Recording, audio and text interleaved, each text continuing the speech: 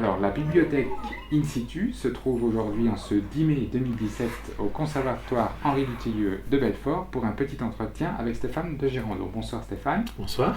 Donc, vous êtes parmi les artistes invités de l'exposition Le Chant des Terres qui se trouve à Bourgogne.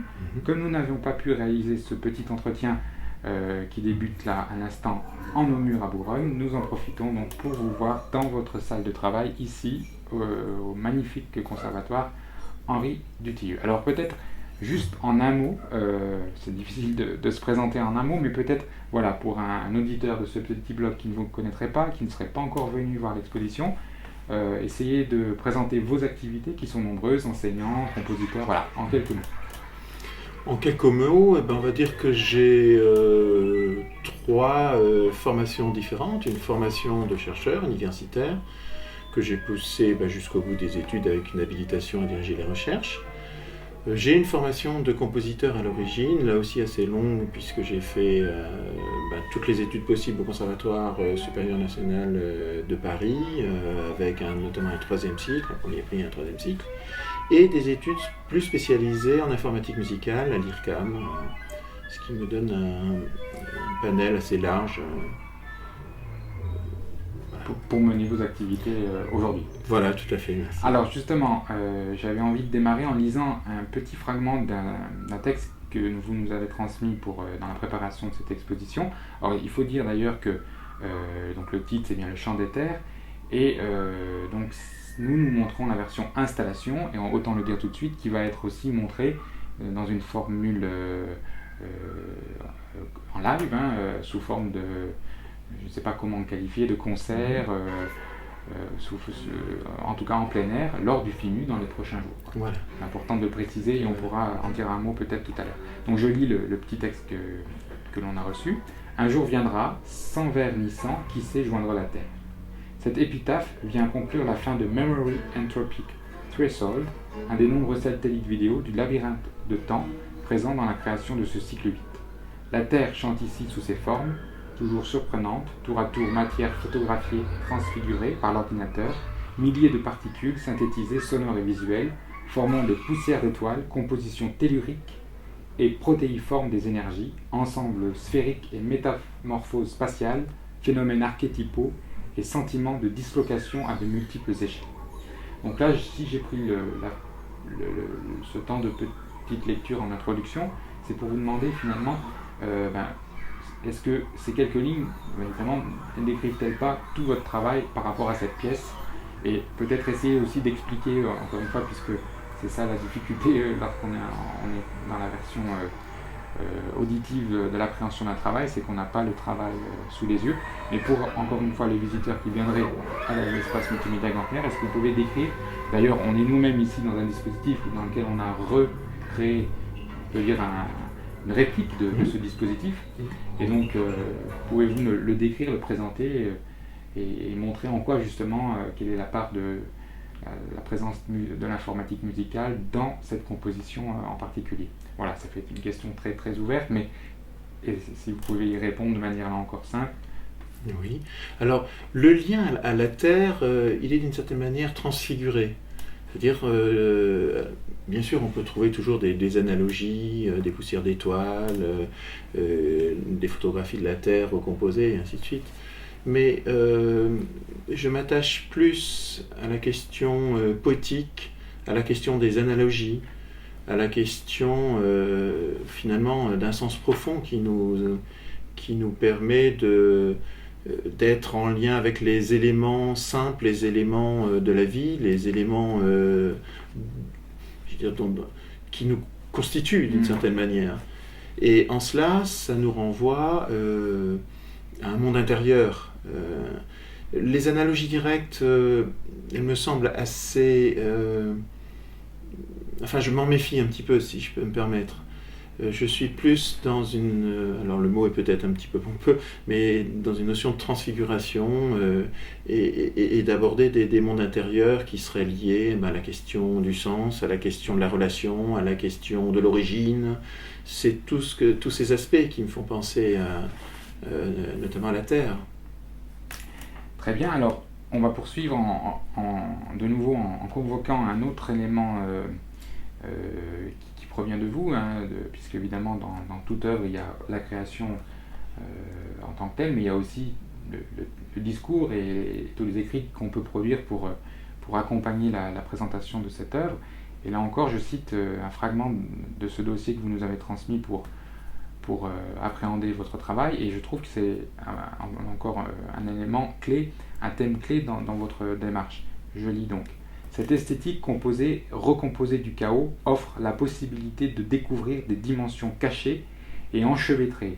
L'œuvre se croise, alors s'entrecroise et se décroise, fragmentation sonore et visuelle. Alors je trouvais que là encore ce fragment, si je l'ai isolé, c'est parce qu'il définissait bien ce que génère votre œuvre, et en tout cas moi, en ce qui me concerne en tant que bibliothécaire, je trouve que c'est un mot tellement riche, la notion d'entrecroisement, puisque dans la pensée, c'est ça que tout individu peut être capable de faire, c'est-à-dire de convoquer à la fois sa mémoire personnelle pour entrecroiser à la fois des souvenirs, des lectures, des sons, et puis après pour, comme on dit, produire de la pensée. Mais donc, là encore, est-ce que vous pouvez réagir à ce fragment-là par rapport à ce que vous nommez esthétique composée, recomposée du chaos? Oui, je crois que vous avez cité des mots essentiels dans mon travail, je m'en suis rendu compte très progressivement, hein, mais cet attachement à une forme chaotique qui aujourd'hui prend des définitions diverses, dont une définition labyrinthique, rhizomatique, dirait Deleuze. Alors ça remet en cause d'une certaine manière les liens avec nos notions de relations un peu classiques liant la cause et l'effet, par exemple. Là aussi, on parlait de la thématique de l'exposition.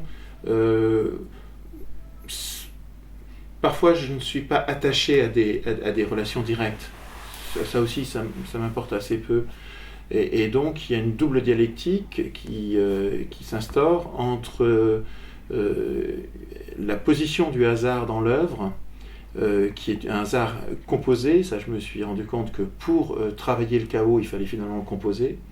Et d'un autre côté, la dialectique d'un déterminisme plus classique.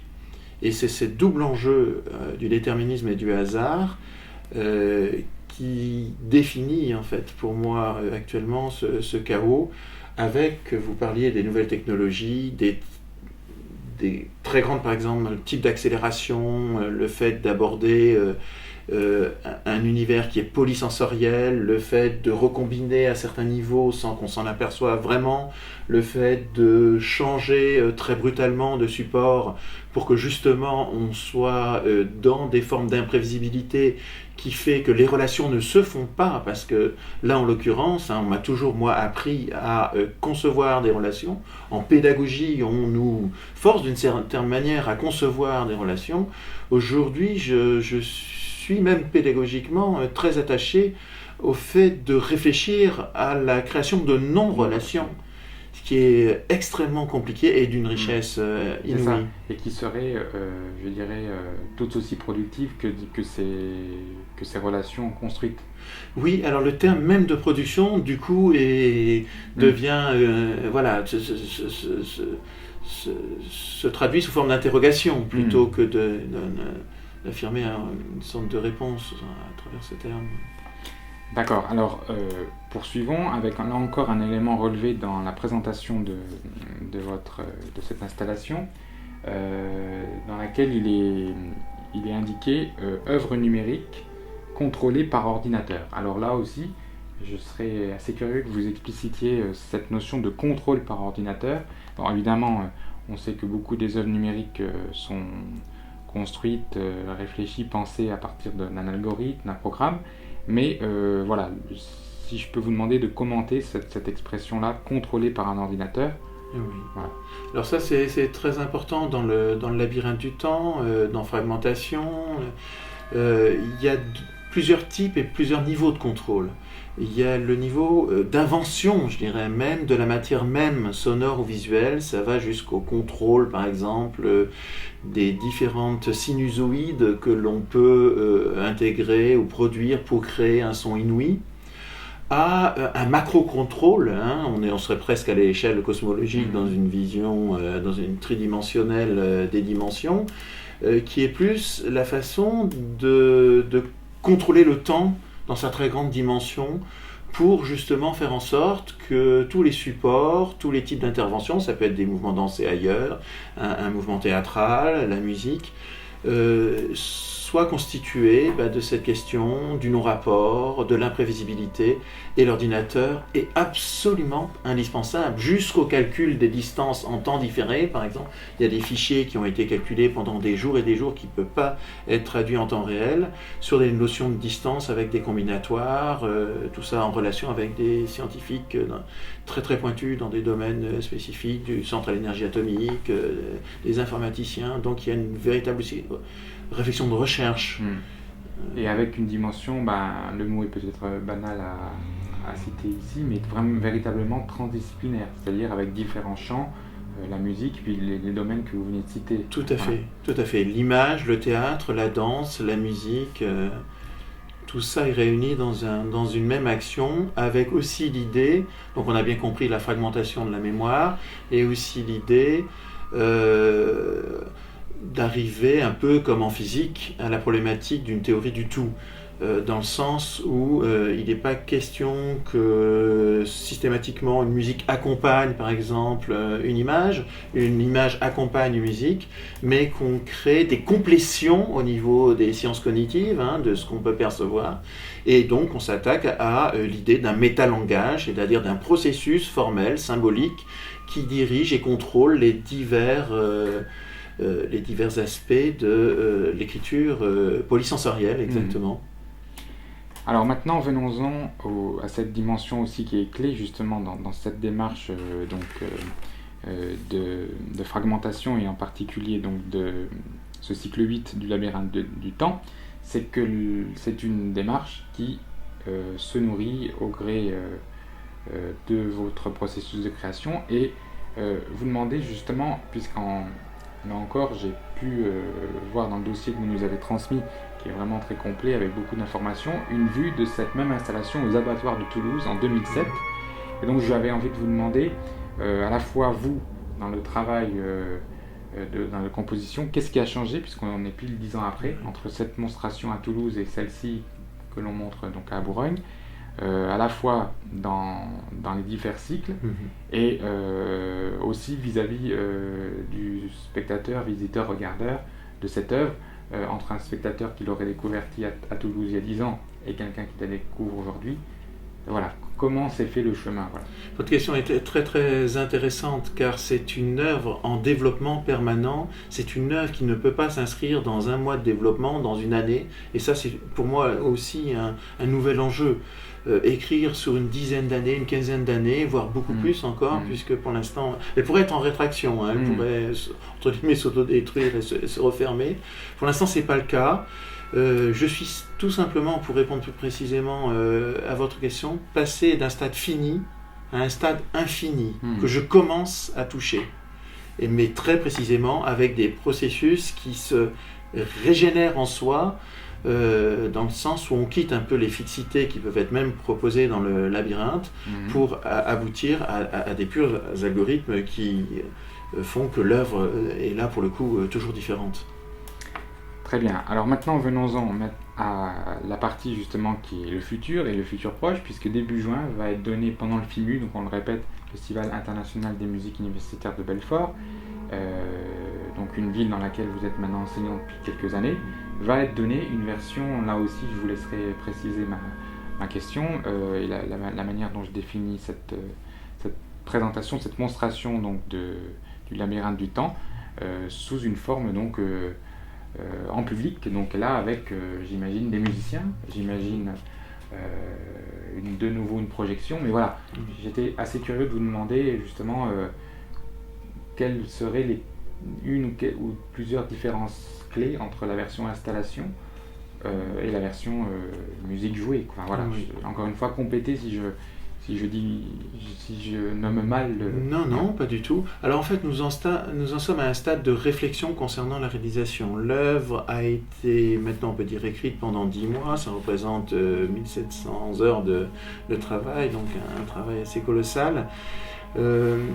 Et elle va être réalisée, d'après ce que je comprends aujourd'hui, en plusieurs moments avec les partenaires. C'est-à-dire qu'on va pratiquement même 2 ans pour la réaliser. Donc ça, c'est un nouveau regard même par rapport aux dates qui ont été proposées. Ce sera là probablement plus sous forme d'une présentation avec des extraits, sachant que l'œuvre qui est écrite aujourd'hui, les programmes qui ont été réalisés, les questions visuelles, s'intègrent un peu dans ce que je viens de vous dire, c'est-à-dire vraiment cette finitude et cet aspect infini du temps.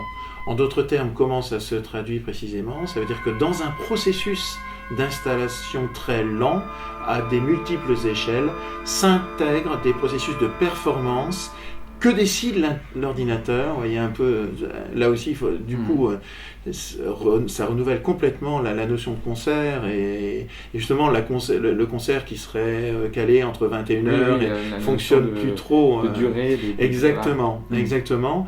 Et voilà, c'est-à-dire qu'on réfléchit vraiment à une réalisation de Stellar West d'ici 2 ans par rapport à ce qu'elle a vraiment été... la façon dont ça a été pensé, sachant que là, je pense que ce sera des moments de présentation avec quelques extraits. Maintenant, le travail existe, il reste à le mettre en œuvre. Ce qui n'est pas simple. Et à le donner aux visiteurs, cette fois-ci non plus dans une version, on va dire, muséale, mais une version, là pour le coup, dans le cadre d'un festival ou simplement d'un concert.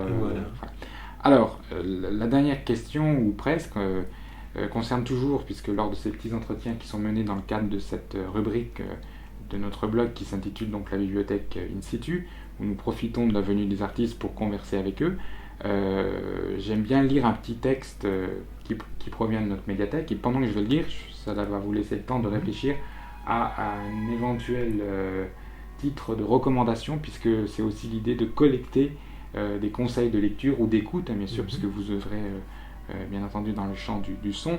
Mais voilà, donc là je vais me permettre de lire, et puis on va le présenter pour les auditeurs, un petit texte qui ouvre en fait cet ouvrage paru en 2014 chez Hermann, édité avec le soutien de l'IRCAM, dont vous êtes un ancien étudiant et aujourd'hui sûrement encore un intervenant de cette institution. Et donc là, le titre est tout simple, et je l'ai évidemment choisi en résonance avec vos travaux. Produire le temps, un ensemble de textes réunis et coordonnés par Hugues Vinet. Et donc là, je me contenterai de lire non pas Hugues Vinet lui-même, mais la citation que Hugues Vinet place en ouverture de son texte introductif. Et évidemment, on ne peut pas trouver, je dirais, une meilleure citation que ce fragment de la dialectique de la durée de Bachelard, que je vous lis maintenant. Il y a donc au-dessus du temps vécu, le temps pensé. Ce temps pensé est plus aérien, plus libre, plus facilement rompu et repris. C'est dans ce temps mathématisé que sont les inventions de l'être. C'est dans ce temps qu'un fait devient un facteur. On qualifie mal ce temps en disant qu'il est abstrait, car c'est dans ce temps que la pensée agit et prépare les concrétisations de l'être. Alors évidemment, c'est difficile, parce que Bachelard a souvent une certaine force poétique dans ses textes, de réagir après, je trouve, une telle force dans la pensée. Mais voilà, je voulais juste, entre guillemets, profiter de l'échange que nous menons là depuis quelques minutes, pour vous présenter cet ouvrage, puisque c'est aussi ça, l'interaction aussi des échanges qu'on peut avoir avec des amis, des confrères, des collègues, ou simplement des rencontres que l'on fait au fil du temps, pour faire un petit jeu de mots. Et donc voilà, donc, tout ça pour vous demander si vous voulez réagir à la fois à ce fragment, ou si vous, évidemment, j'imagine qu'en tant que chercheur, vous avez vous-même des lectures un peu nourricières, un peu sources. Est-ce que vous pourriez dire quelques mots sur l'une d'elles, ou sur un penseur qui œuvre là encore dans divers domaines, qui peut être philosophe, qui peut être musicien, qui ayant écrit lui-même, ou simplement un compositeur. Voilà, la question est très très ouverte. Alors, tout d'abord, la référence et ce livre me semble très très intéressante et on a revu un peu les différents intervenants qui sont vraiment des sommités. Oui, effectivement, on peut juste le citer oui, aussi, ce serait intéressant puisque de citer les noms. en table des matières, on trouve présence de plusieurs contributeurs, hein, donc Yves André, Patrick Flandrin, Thierry Paul, Gérard Berry, Jean-Louis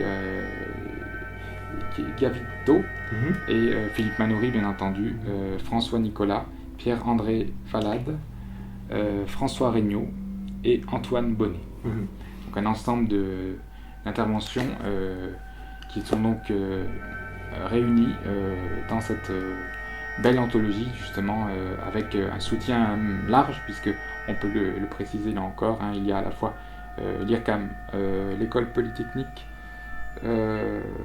l'université de Sorbonne et le CNRS qui sont co-partenaires de cette édition. Alors, bien sûr, je ne suis pas un spécialiste de Bachelard et peut-être que je vais tout de suite, je dirais, réatterrir dans le domaine qui est plus le mien et qui comporte en effet deux aspects, mais il y a peut-être un écho indirect à ce que je viens d'entendre. Un premier aspect qui est, et ça je ne cesse à mes étudiants de le rappeler, de mes grands étudiants qui sont maintenant un peu internationaux, notamment à Paris, parce que j'enseigne aussi à Paris, la musique est le lieu de concept, de l'expression de concept, et pas forcément de percept, là, comme dirait Deleuze, pour moi, de l'expression de concept. C'est-à-dire que quand j'entends une œuvre, j'entends des concepts, j'entends des problématiques, et je suis en capacité de les dater d'une certaine manière. Enfin, quand je dis, je peux me tromper, mais très vite, je suis en relation avec cette datation des concepts et de leur évolution. Ça, c'est une chose capitale. On a tendance à dire, voilà, les artistes, ils sont un peu éthérés, c'est bon. Non, il y a un véritable travail intellectuel qui ne peut se passer d'un contexte global. Ça va à la littérature, aux sciences physiques, aux sciences mathématiques, aux sciences informatiques, aux sciences cognitives. Tout ça est réuni dans un même corpus d'action, d'une certaine manière. Donc je peux être très jugeant concernant mon travail, que je considère comme étant extrêmement primitif. Et d'une autre manière, je suis aussi très jugeant avec le travail des autres, quand j'entends par exemple qu'il y a un décalage entre les problématiques ou les outils et la production qu'on peut mener. Je peux être assez dur avec ça. Et d'une autre manière, la musique c'est autre chose que du symbole, c'est autre chose que de la mathématique, c'est autre chose que de la physique, c'est-à-dire que là on est dans un autre espace, entre il peut y avoir aussi d'autres espaces, et on a d'ailleurs formulé ça avec Christophe Morgan, qui est un spécialiste de la géométrie, un mathématicien. C'est l'espace de la perception, bien sûr. C'est-à-dire qu'on peut faire aussi une musique extrêmement bien calculée, extrêmement bien pensée, extrêmement bien construite, tout ce que vous voulez, qui n'a aucun sens perceptivement.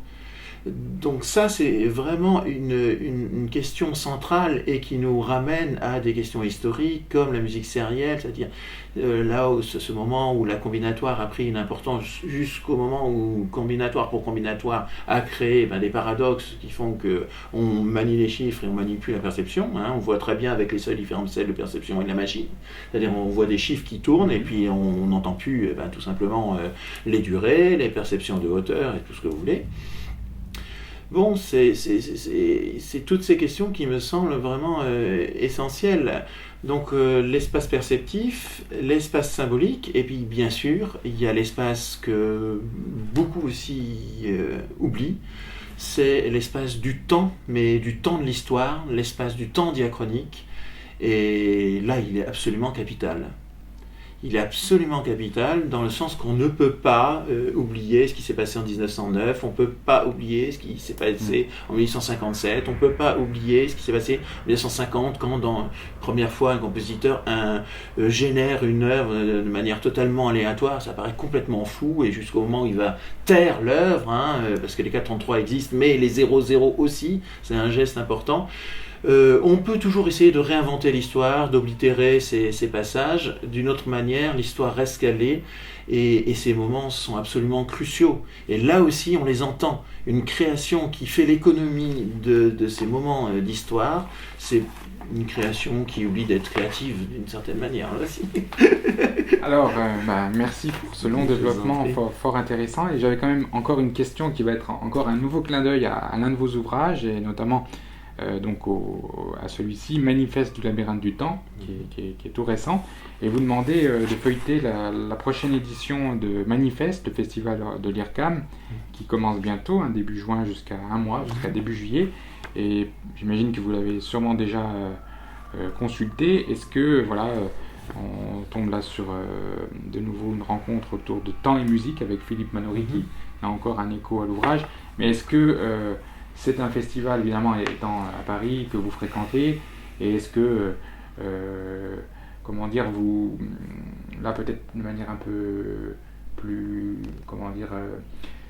générale, l'IRCAM, on le sait, c'est un institut de recherche et qui est finalement assez peu connu du grand public.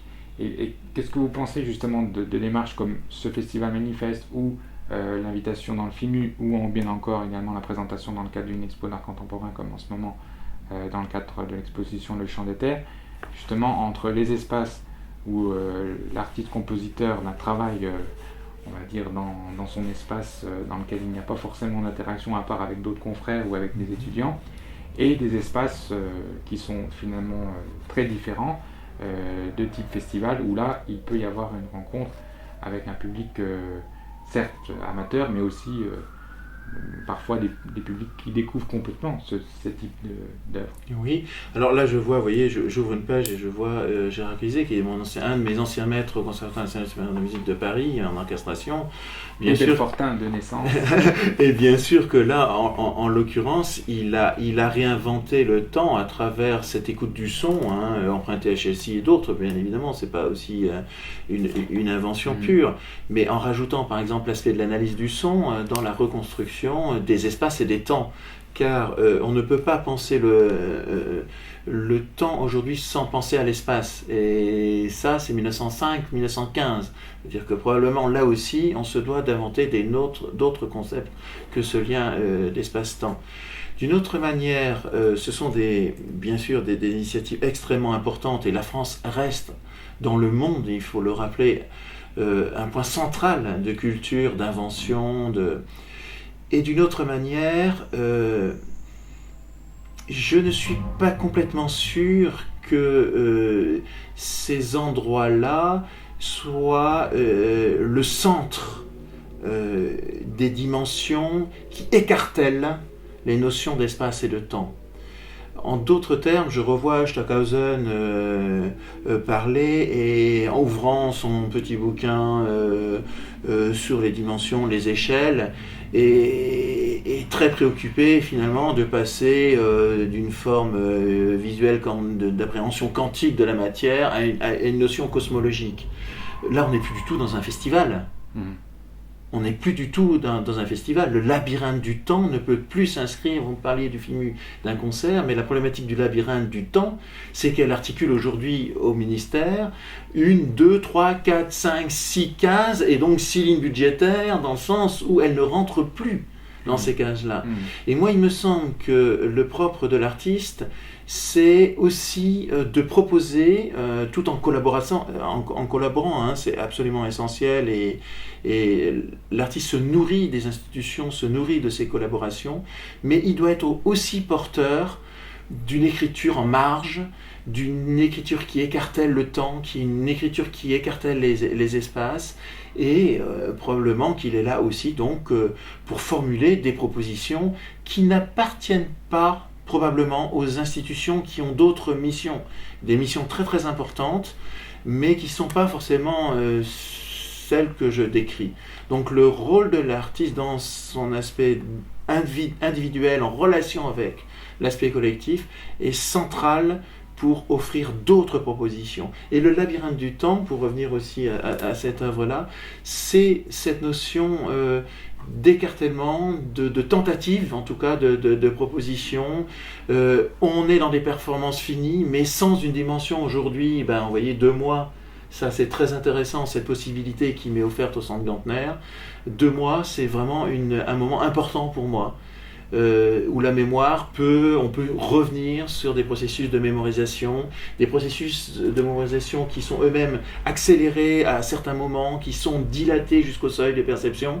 C'est toute cette question, après la question de la performance dans une ville, la question labyrinthique, et c'est pas forcément, vous voyez, les lieux d'institution qui offrent ça immédiatement en tous les cas.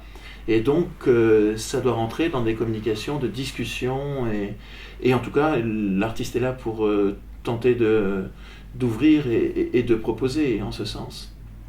Très bien, merci Stéphane d'avoir pris ce temps. Donc on le répète, en plein cœur de votre lieu de travail ici au conservatoire. Je propose qu'avant de clore l'entretien, qu'on laisse quelques sons justement encore venir être gravés sur notre bande d'entretien.